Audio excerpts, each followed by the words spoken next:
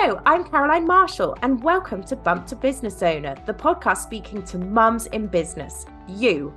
I'll be in conversation with some of the most inspiring women and mothers in enterprise about their journey, how they created their successful businesses alongside raising their children, and what that looks like in work and family life. Hello and welcome to today's episode of Bump to Business Owner. I am your host, Caroline Marshall, and today I'm thrilled to welcome Kat Wellum-Kent, founder of Fractional Finance and one of the top 50 women in accounting. Kat's accounting career started in the Big Four, but after becoming a mother, she found that the demands of corporate finance incompatible with family life. She transitioned to a smaller practice where she worked closely with small and early stage businesses. There she saw a critical gap. These businesses were missing out on the financial strategy they needed to grow successfully. This inspired her to launch Fractional Finance in January 2023, an outsourced finance director service that provides startups and scaling businesses with expert financial guidance without the cost of a full-time hire. Kat and her team help business owners understand their numbers, make informed decisions, and drive sustainable growth. All, of course, while navigating motherhood. She started her business while raising 2 children and managing life as the wife of a military husband who spends long periods of time away. Beyond finance, Kat also has a belief in manifesting, wellness, and even crystals. In this episode, we'll dive into her entrepreneurial journey and how she's navigated motherhood and business and the fantastic ways she invests in herself to stay resilient. Oh, Kat, what an intro. I'm so excited to chat with someone who's all about numbers, but also about the manifesting side, as you're speaking my language there. More my language than the finance side.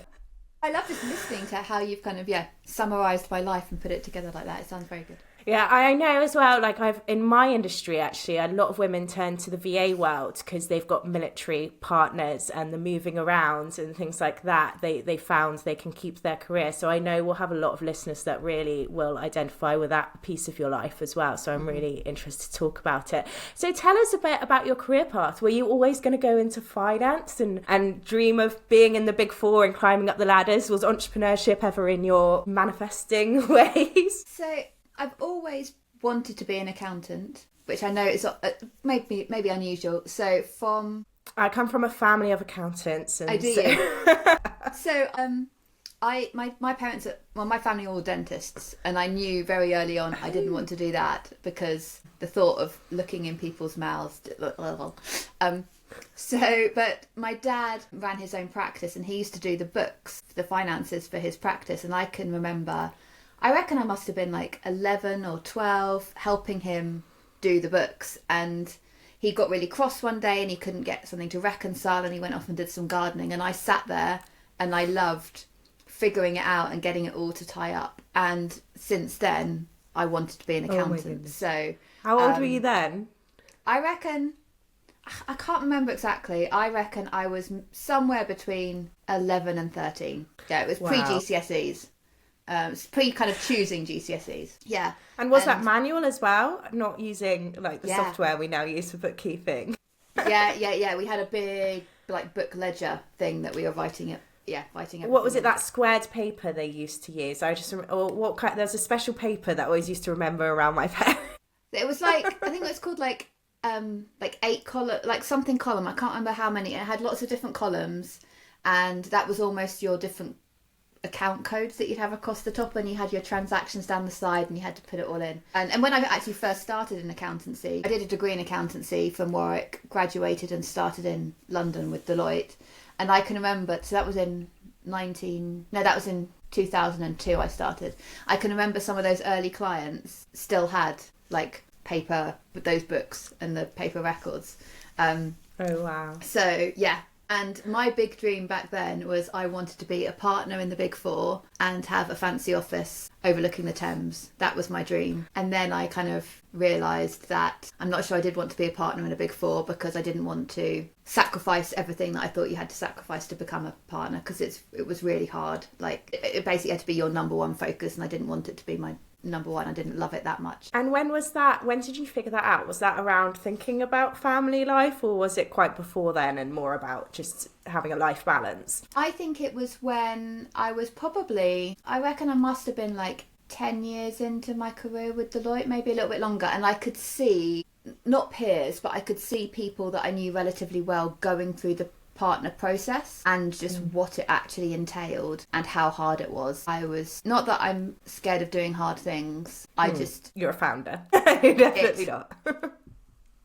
Just seemed too much. I guess what it actually proved to me was I didn't want it enough, because actually I've done, like, founding a business and everything I've done from that, I've put an awful lot of effort into it, but I love it. Like, I really, really want it. So putting the effort in isn't too difficult, whereas that, it didn't seem like the right balance between actually what I was going to get out of it. I love that when you come to that decision yourself. I kind of did that in a very different industry with the singing industry, but you start to realise, do you want that as your life? And if the answer is no, it's scary. It makes you reassess everything, I think, but it's good for you to get there yourself. So it's quite empowering, isn't it? Yeah, definitely.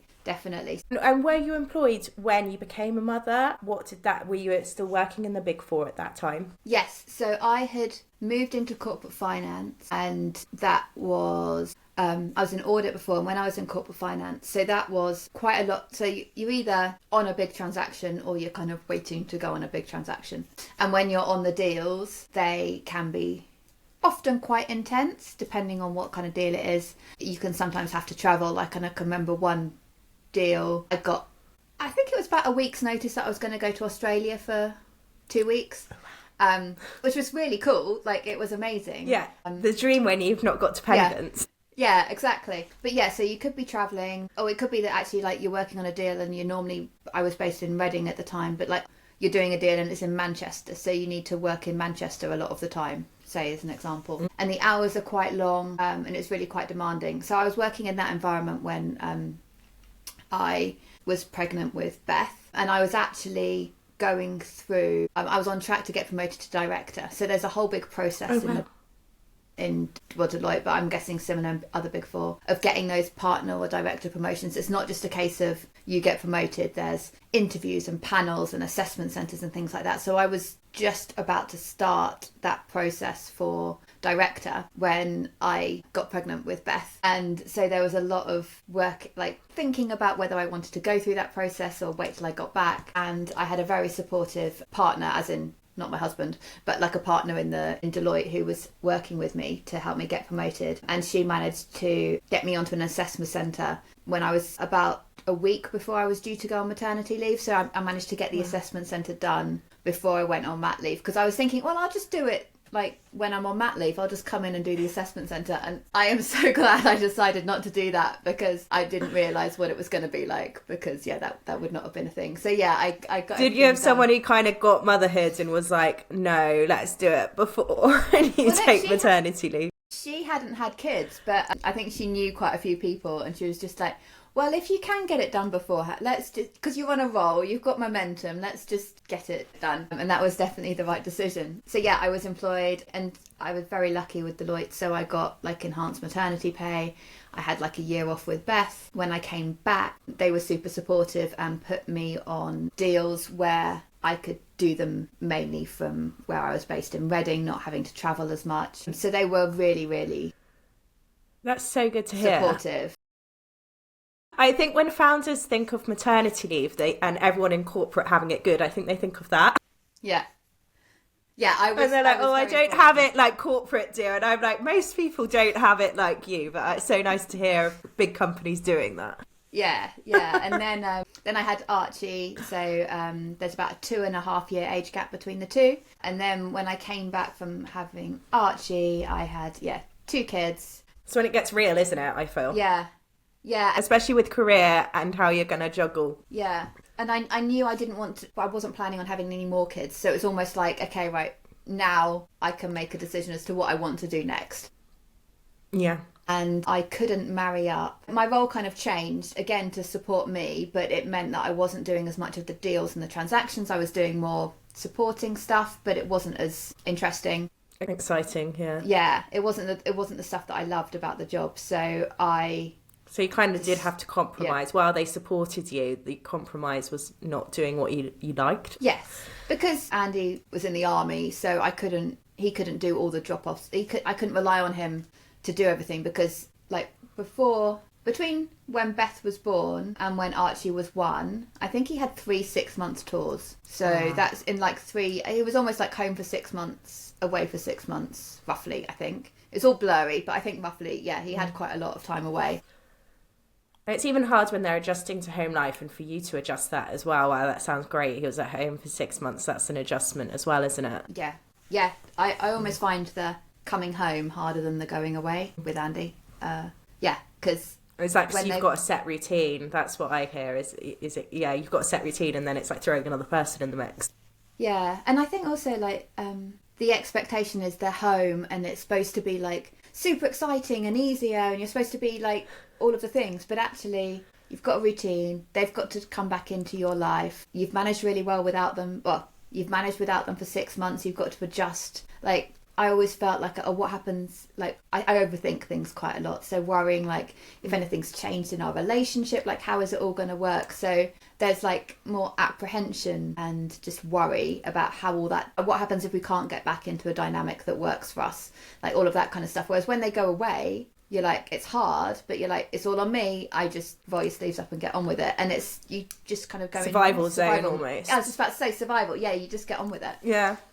Yeah, I had that recently when my husband had to get called away for a week. You just get on with it, don't you? Yeah, exactly. In some ways it's easier because you don't have, I can remember like my NCT friends at the time, like they had husbands who were home but worked quite a lot. And they found it a lot harder almost because you had the constant argument about who's going to do what. Whereas I didn't have that because... And if they stay out for drinks. Yeah. Yes. Yeah. Exactly. I've spoken a lot to women like that, especially the first... Well, I don't think we've ever spoken about it on the podcast, but the first 6 months or so of parenthood and your life has changed dramatically. They go back to work and they're like, I'm just going to go for a drink. And you're like, well, I can't do that. Yeah. No, completely. It's... it's good to talk about because I can so imagine when they come back in. And was your husband going away in those early first year? Did you find the baby years the hardest now? Because how old are your kids now? 10 and 7. 10 and 7, yes. We haven't gone through the teen years yet, but I hear you're in the glory years right now. Yes. I am making the most of it. I'm trying to like soak up all the brilliantness before I get a stop a teenager. Yeah. and so what was the early years for you? Because it sounds like, you know, while you had a very good leave and things like that and adjustments made for you and your career, how did you find the actual becoming a parent? Yeah, so Andy was away quite a lot. So Andy went away, Beth was born, 3 weeks later Andy went away for 5 weeks, I think. Wow. And then I think he might have been back for a month, and then he went away on a 6-month tour, roughly. Wow. But yeah, I know I struggled with the early bits, and I think it almost like started with the labour. Like with Beth, I've heard some really bad labour stories, so I don't want to think that I had a difficult labour story by any stretch. But it was just it's difficult for you though. Yeah, it was much harder than I was expecting. So when Beth was born and they pass you this baby, and you're told that like you'll just feel this amazing rush of love and all of that stuff. And I didn't feel any of that because I was just blooming knackered. Like I was just, I'm done. And then you've got a baby and you're like, yeah, no, that's cool, thanks. But I was just so tired. I was just so knackered. And it took, I think the biggest thing for me was, one, I'm a bit of a control freak. And I get that. I found that a really difficult adjustment because I was not in control of anything. No, and you're not in control of your baby. Apparently they're own little humans, which you start to get used to, but it's a shock, isn't it? Yeah. So I think I was in denial for a really long time of just, figuring out that I wasn't the one leading this. I was having to respond to what Beth needed at all times, and I really struggled with that. I think that was the biggest thing for me. And I think also I don't know if it's because of this. I'm an only child. So again, not that I wouldn't say I'm spoiled, but like, I don't know. It was again just hard that everything wasn't about me. That sounds awful, but it was just like adjusting to... and I think that's refreshingly honest, Kat. And I think there's a lot of people who could relate to that. It is all about you when you don't have kids. And you also, I don't know when you got married, but if you've gone fresh from marriage, wedding zone, where it's all about you, and then doesn't. And the pregnancy can be all about you as well, which I think it should be, by the way, with the first. Yeah, no, I got pregnant really quickly after the wedding. So Andy's actually my second husband. So, and I wasn't getting on a bit, but like, I don't know, I was ready to have kids relatively quickly. So, we luckily got pregnant very quickly. So yeah, it wasn't a honeymoon baby, but, cause we didn't go on honeymoon straight after the wedding, but if we had, it would have been. Yeah. So yeah.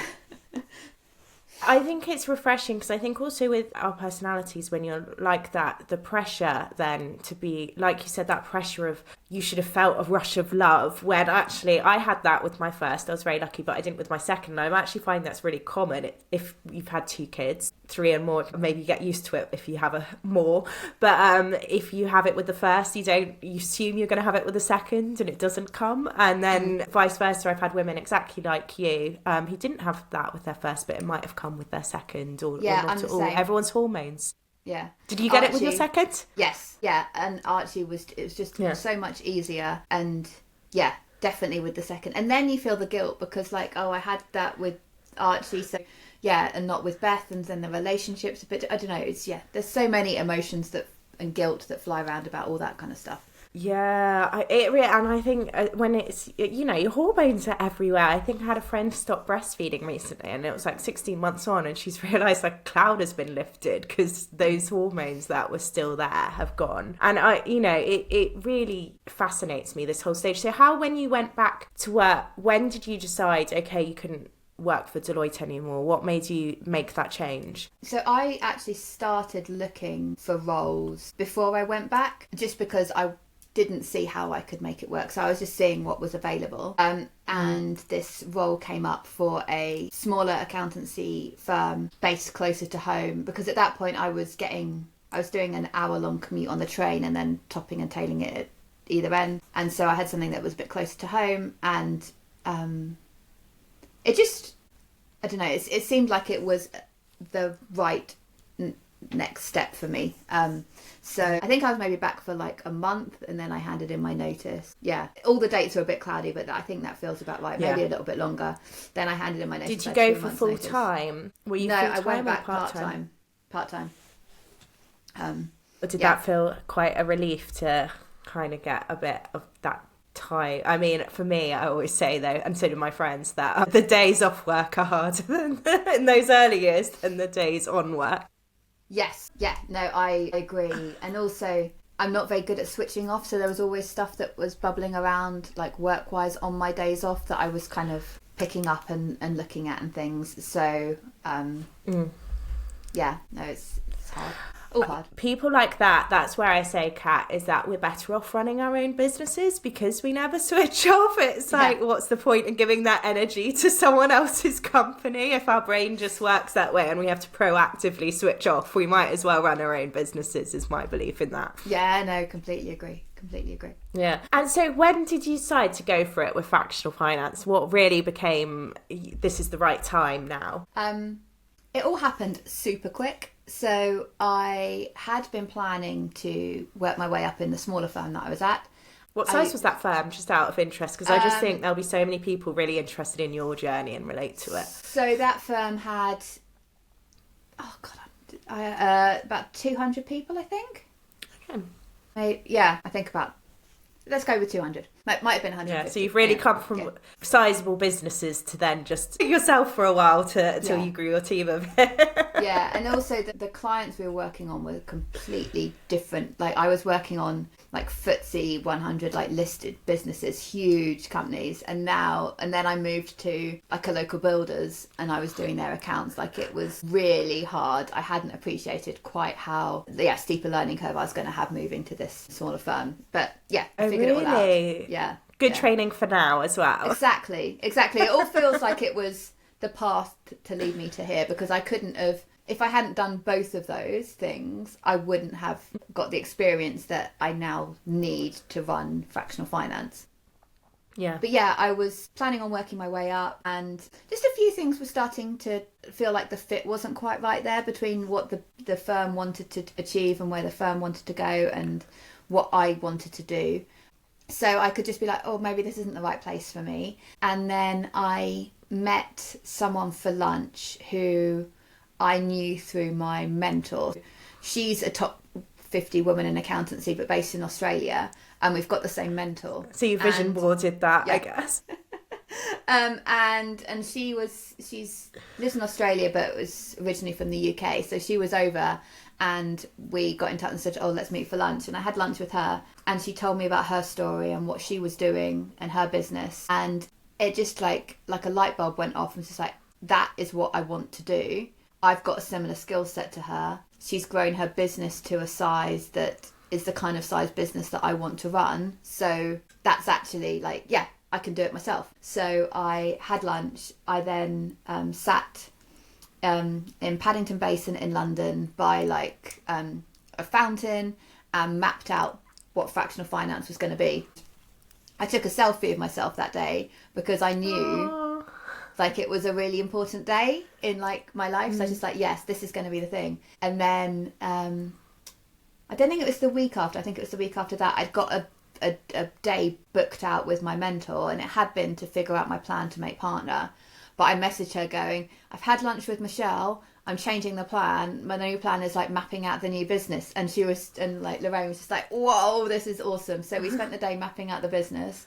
And then it was like a go, no go decision at the end of that day. So decided to go, registered the company, handed in my notice the next day, and then had a 6-month notice period to work. So I kind of started getting the business set up. And I'd say... And when was that? What year was that? Was it COVID or after COVID? This was 2022. So it happened summer 2022, and I started the business in Jan 23. You just went for it. So you, after all of that, you just knew, and a mentor helped you get there, which I think is really inspiring to know. What a job as a mentor. You'd be like, yes, I've done my job. I've helped them figure it out.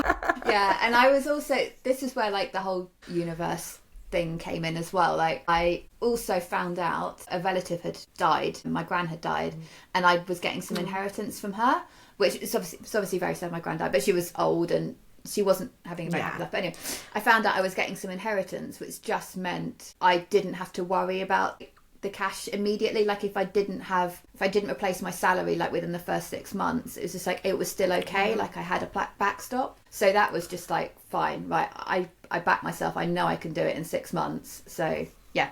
I love that. That is timing, isn't it? While you said, these things come out of strange places. I fully believe that. And I think something on that is I just want to dispel the myths, because your passion came out there with starting Fractional Finance, and I think me and you also are quite aligned on the fact it's sometimes seen as we're starting a business just for work-life balance and just to work around our kids, whereas I think both of us, we're both service-based businesses, B2B, supporting founders be successful. We have a lot in common on that, and it is really like, no, but we're doing this to, we've got that ambition burning in us. So how does it work practically, building your business and when you've got that ambition? So I think it goes back to the point that you said earlier, like my brain doesn't switch off. So actually it's good that I'm funneling all that energy into my own thing, because I think I don't think I work harder now than I have, maybe not when I was in the height of my deal days at Deloitte, because that was really intense. And childless, I guess. Yeah.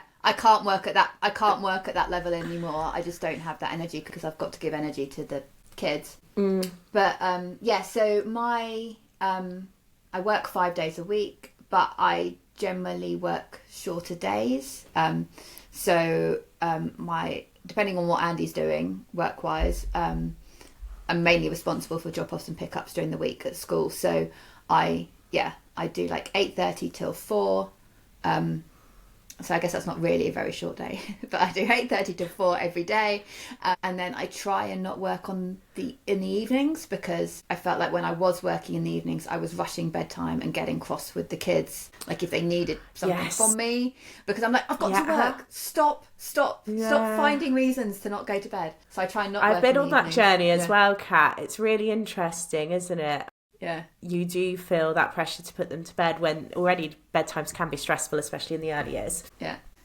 So I try and not do that. I don't always manage it. And then I carve out some time at the weekend to catch up. So I reckon on average in a week, I probably work between 40 and 50 hours, I'd say.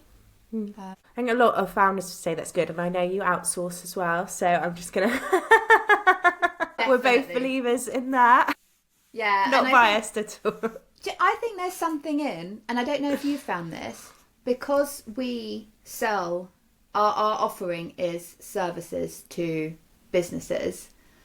I've got a theory that if you have that as your business, you are more happy to buy services as well. Because I know that I've obviously working with Catherine at Upsource, like. Yeah, so Kat is a client of Upsource, hence why this is a bit of a biased conversation right now. But yeah, I was using other people before, and like I've outsourced other things. I know I'm fully bought into the model that I need to bring people in to support me and the business growing. And I found that when I'm selling and speaking to potential clients, those that do similar things but in different fields buy much more easily than other businesses. Have you found that? Would you agree? Yeah, agencies as well, or they'll keep us on even if, you know, when they're going through tough times, they'll still keep us on because they, you know, even if it's at a smaller level because they can't afford the level they were at, they'll cling to us. But yeah, I agree with you. Yeah.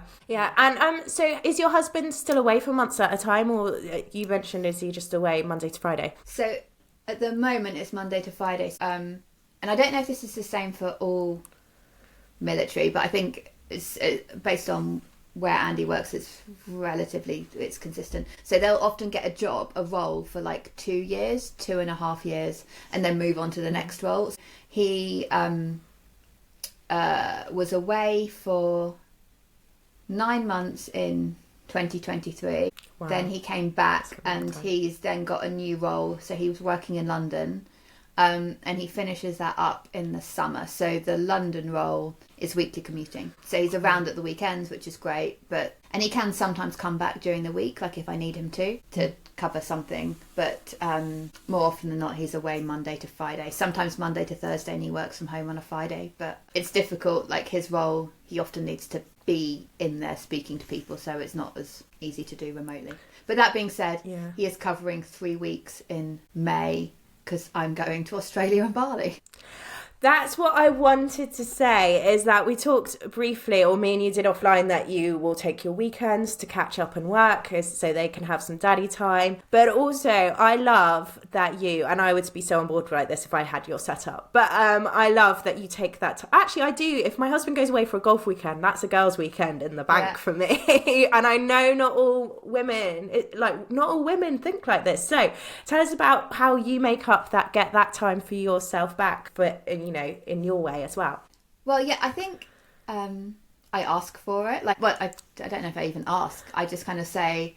So last year, now the kids are a bit older, I think it's easier. But last year, I had 2 weeks in Bali. And I was so inspired by this when you told me. And when Andy, I asked him, he was back from R&R, and I said, I want to go and do this, and I want to go away for 2 weeks. Like, is that all right? And he goes, I can't really say no, can I? And I was like, no, you can't, because I've done 9 months, so I get 2 weeks, obviously. Absolutely. But that's it. If I ask for it, I have to be prepared that my husband will then want 2 weeks to God knows what. So that's in my head right now. Can I do that? And then I was umming and ahhing whether to do it again this year. And then I was speaking to my mentor, because the retreat's run by my mentor. And she said, well, actually... Oh, are they? Yeah, she said, actually, Kat, what we could do is... Because that retreat in Bali is more of like a spiritual, personal retreat. There's business elements to it, but you don't have to be a business owner to go on it. I'm also part of this other program where there's about 10 of us, maybe 8, who are all female founders. The other people in the group they've been running their business a little bit longer than me. They're kind of a bit ahead. And they get together and rent a house just outside Sydney and do like a business retreat. She's doing that. She goes, what I can do is I could time it so that you could do one right at the start and then have a little bit of downtime in between and then do the other one. Like, would you be able to get 3 weeks? And I was just like, oh, that sounds amazing. Like being surrounded by other female founders that have done it. Like, I just think that's and further along, I think that's so helpful, isn't it? Yeah. So I had a conversation with Andy, and he initially said, I don't know how I can make that work, because if I work from home all of that time, like I'm not very efficient, I struggle to get everything done. And I said, I understand that. Say like you're 50% efficient working from home. I'm asking you to do that for like 3 weeks, whereas I'm maybe like 80% efficient, but I do that the rest of the year. So I kind of think I've earned it. And then he goes, actually, like, that's a valid point. Yes. So then he was, and I love that by saying, I understand, I get it. Yeah. You know, you're not brushing off what he says, but it is like, but understand this is 3 weeks, not 6 months of 50% working or 6 months of 80% working. I can't do the maths, but it works out. Yeah. Because like, if I didn't have to, I would be able to achieve a lot more in my business if I wasn't doing all of the kids stuff during the week normally. So I was just like, I think it's fair. And he goes, I agree, it's fair. So yeah, I'm going off and doing that. And I will be working like from there.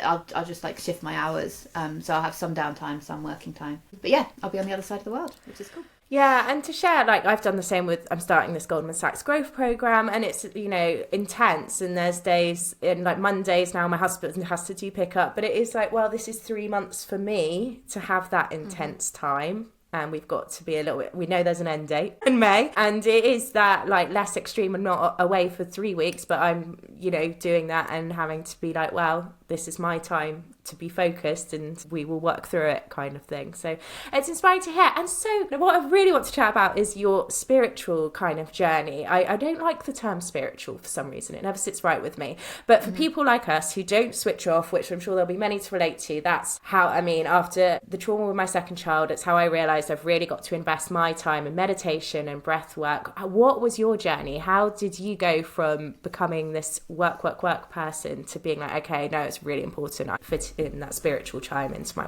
life? So I reckon I actually started with like aromatherapy and oils, and the impact that it kind of started during COVID, because my work got really intense like during that first lockdown period. I just got so focused on work, I couldn't switch off, and I was just, I wasn't like in a bad place, but I just wasn't in a healthy place. And a friend of a friend said, oh, why don't you speak to my friend and like get involved in some aromatherapy? And when I was in labour with Beth, I hadn't really ever used oils, but I can remember at one point my contractions really slowed down, and they were getting a bit worried, and they were like, oh, smell some clary sage. So I smelled some clary sage, and they just like, I had that for both mine. And I was just like, oh my god, this is amazing. Yeah, I was obsessed. I've completely forgotten about that, and you've just reminded me. I had that with both mine, because I got obsessed with lavender during pregnancy. Like, it really relaxed me. I completely forgot that about the clary sage. I'd be like, everywhere. Yeah, so then I got into oils, and then I got into like kinesiology, and it just kind of, I could see the positive impacts that all this stuff was having with me. So it just became a bigger and bigger part of my life. And there's some things that I do consistently. So I have energy. Yeah, I was going to say, what do you have a daily routine? Well, so daily, I try and have a daily routine, but then I can sometimes let it go, and then I'll slide a bit, and then I'll be like, oh no, I really need it now, and I'll put it back in. So I will. Yes, you're human. So I love that. Let's embrace that.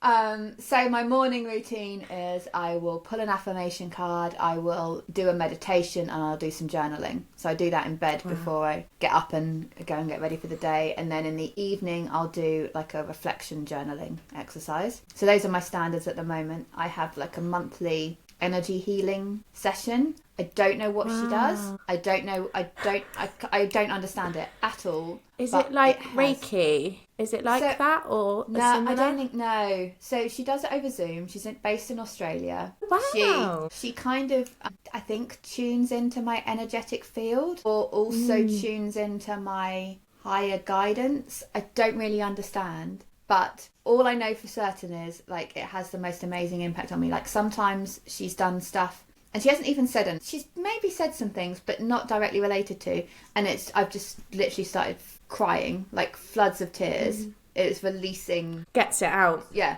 gets it out.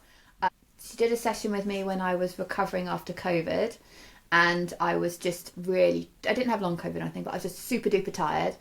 And I was going to say, was it? As in you had COVID and struggling to recover from it? Yeah. And so I had a session with her, and the next morning I woke up, I literally felt completely normal again. Yeah. So yeah, I don't understand it. I don't know if I necessarily fully believe everything she does, because she does some past life stuff, and I don't know how I feel about that. But anyway, all I know is it makes me feel so much better. It makes me... I'm sure I've achieved more in my business because of the stuff that she's done. My relationships are better. Like everything I can feel's moved as a result of these sessions. So I do those once a month. Amazing. Yeah. And then, that's really interesting because I did acupuncture recently and I've never done the Eastern way and he was like, no, you need to be treated the Eastern way for healing after trauma. And I was like, and it does bring up some stuff and you're like, I can't really explain. Yeah. It does sound like that. Yeah, I'm really interested in it. How did you find her? So I found her through, again, I feel like I sound a bit obsessed with my mentor. My mentor, Lorraine, she uses her in... Hey, if she works, she works. Me. Yeah, that's the thing. If it works, it works. Yeah. So she introduced... And you think manifesting has helped you get here as well? Yes. Yeah, no, I love manifesting. Like, I am manifesting so hard at the moment for a house that I want as my next house. Like, I walk past it. It's on my walk. It's on my vision board. You're going to get it. I've got goosebumps, Kat. Do you know what? I found the address. I was almost going to like print headed paper with my name and the address on it. I've practiced conversations going, oh yeah, no, I'm Kat. I live at da da da da da. I'm so bought into it. Kat's really nice, but she keeps bringing up this random address when I chat. I love the commitment. No, but I've been doing the same with an amount of hours I wanted to close, and it's finally happening. And sometimes it's there's science behind it. According to, I don't know do you like Dr. Tara Schwartz? I haven't heard of her. No. Oh, great book. You'd love it, Kat, called The Source, and it brings she's a scientist as well, neurologist, is that the right term? But there's the science behind it as well, if anyone's feeling a bit doubtful of manifesting, but how you writing it down and practicing where you live helps you in that direction. Yeah. And, we're coming to an end, but I wanted to talk a little bit about your parent journey because I think it's really helpful because something you mentioned is you're recently getting your son tested for autism. And I know we have a lot of SEND parents that listen to this podcast. We've had someone ourselves. I know you're in early stage in the process of diagnosis, but how has that impacted your parenthood and business journey, navigating a child you potentially think is on the autistic spectrum? I was chatting with a friend about this week, and I think the thing for me is, like, Beth, she's the spitting, like, she's just like me. So when I'm talking to her or interacting with her or she's got a problem, I feel like I get her. I understand exactly what she's thinking. I can pretty much understand why she's doing the things that she's doing. So it makes it much easier for me to parent because I've got that understanding. Whereas with Archie, I really struggle. Don't understand why he reacts to things the way that he does. And I don't want to be like, oh, you're just overreacting, or that's not a thing, or like, don't get so worked up, because that's not helpful. So for me, the reason why we're going down this route of diagnosis or just getting more like people involved is to help me understand him and how he ticks better, and then I guess also so other people can as well, to help him, because like some of the stuff he can do blows my mind, and then there's other things so I'm just like, I don't get why this is hard. Like, so it's more about exploring and finding tips and ideas of things to help us help him. I think we can all relate to that, having a child. I sometimes like when you've got two, there's one who triggers you more and there's one that triggers my husband more, and I can kind of tell we struggle to understand one of them more than the other, and then with others we're like, no, I get that kind of thing. And I think we can all relate to that, whether it is also because they might be on the SEND spectrum with some of the parents here, but I think it's so interesting now that parents of our generation are more curious to help understand our kids better. I think so. I felt almost like when I was growing up, or previous generations, it was like the kid had to fit in with the parents and like their way of doing things, whereas I feel like now it's a bit more balanced and we try and create a new way as a family of a way of doing stuff. It's not all about the kids, it's not all about the parents, it's about us all working together and figuring out the right way through for us as a family. So I think I had a podcast guest once say this. It's not like, for her, it's not about being parent. I think she had 6 kids, so she'd really been through the mill with it. So she really had to make it. It wasn't about being a child focused or kid focused or parent focused, but being family focused. And one week a one person in that family might take a priority and they'd have a meeting about it, and they're like, right, he's got a big football game this week, he's got a bit of a priority here, or they're going through their GCSEs, they're the priority right now. And it's so interesting because that's, to me, being family focused, isn't it? Yeah, no, completely. I love that idea. Yeah.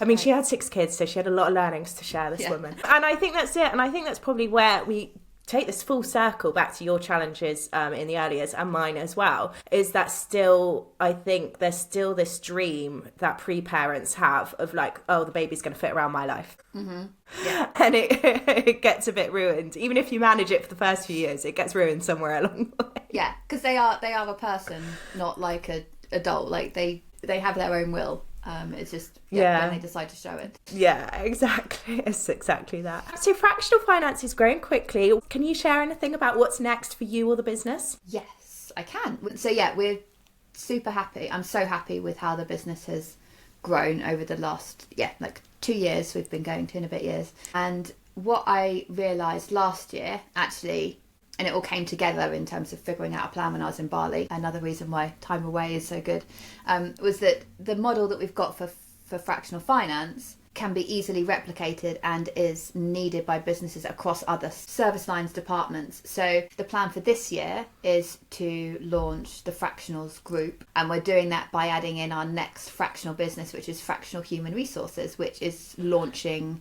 I don't know when this will be going out, but it's launching in March. So depending on when you're listening, it's either already out. Launched already. Yeah, launched already. So yeah, that is super exciting. And I've got, obviously I don't have an HR background, so I found an amazing co-founder who has been a chief people officer in a lot of like tech businesses, which is or service-based businesses, which is generally where we focus for fractional finance. So there's a really good overlap there. And yeah, the plan is to build on that and add new businesses to create 7 in total is my plan.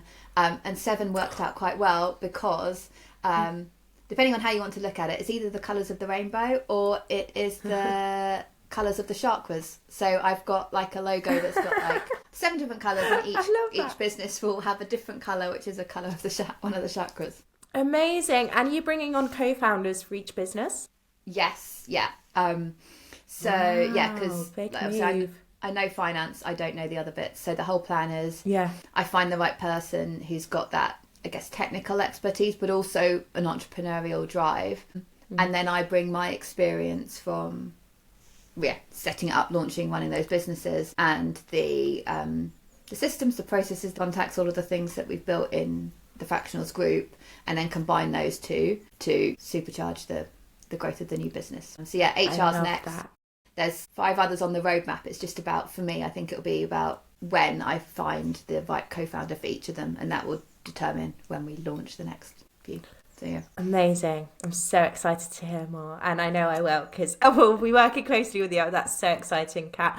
And finally, and just to end on, is that since I think we've covered a lot of this, which is so nice within your life journey with parenting and your business, but I came obsessed with joy last year. I feel like a lot of mothers are neglecting that, and I'm talking about your own personal joy, not just the joy of being with your kids and running a business. But what is something that you do for you that brings you real joy? And is it, if it's your energy healing, that's fine as well. Do you know what? I think it was so interesting when when you shared the notes, and that was going to be one of the questions, because my big realization from Bali last year was I don't have enough joy in my life, and so I just wanted to focus more on that. So it was really interesting that came up. And for me, like, I realised I do have plenty of joy in my life, and for me it's all the little small things. It's not big stuff. But because I'm so busy rushing and feeling stressed, and like I just don't recognise all of these joyful moments that I have throughout the day, or make time for them. So like for me, it's going for a walk on a lovely like sunny day like it is now. Or sitting on like the sofa in the kitchen with a cup of tea and like my favourite mug and reading Country Homes and Interiors. Or like it's those kind of for moments. Your new house, your vision boarding. Yeah, exactly. It's those kind of things, and just making time for all those little pockets of joy that keep me going. Because if I just had like an exercise class once a week, that's what or a spa weekend with my girlfriends once a quarter, or whatever it is, that's not enough for me. I don't want to just like hustle through to get those moments. I want Yes. joy every day. So I try and find those little joyful moments and then reflect on that in the evening to remember them. Because even if I might not have noticed them during the day, like the reflection in the evening forces me to think, okay, where was there some joy? And then you're like, oh no, there was that time where we were walking to school and Beth told a joke and all three of us were like laughing our socks, like laughing our heads off. That's a lovely joyful moment that you can easily just forget about and miss because you're then rushing on to thinking about like the 50 things that are on your to-do list. I love that. That's so true. You've inspired me. I'll be putting this on my reflection of daily joy of getting to speak to another amazing founder and find those moments of joy. So thank you, Kat. Where can people find out more about you and Fractional Finance? So there's our website, but so that's fractionalfinance.co.uk, but I mainly hang out on LinkedIn. So yeah, come follow me, connect with me on LinkedIn or follow the company as well. And yeah, see everything that we're up to over this year. Amazing. Oh, well, thank you so much, Kat. It's been an absolute pleasure and I can't wait to follow your journey further and hear about your retreats. Well, thank you so much for inviting me on. I've loved our chat. Thank you so much for listening to Bump to Business Owner. I hope you enjoyed the conversation. Please do rate, review, follow or subscribe wherever you're listening. It really helps us to connect with more mums and business owners. You can DM me on @BumpToBusinessOwner on Instagram and I'll be back next week.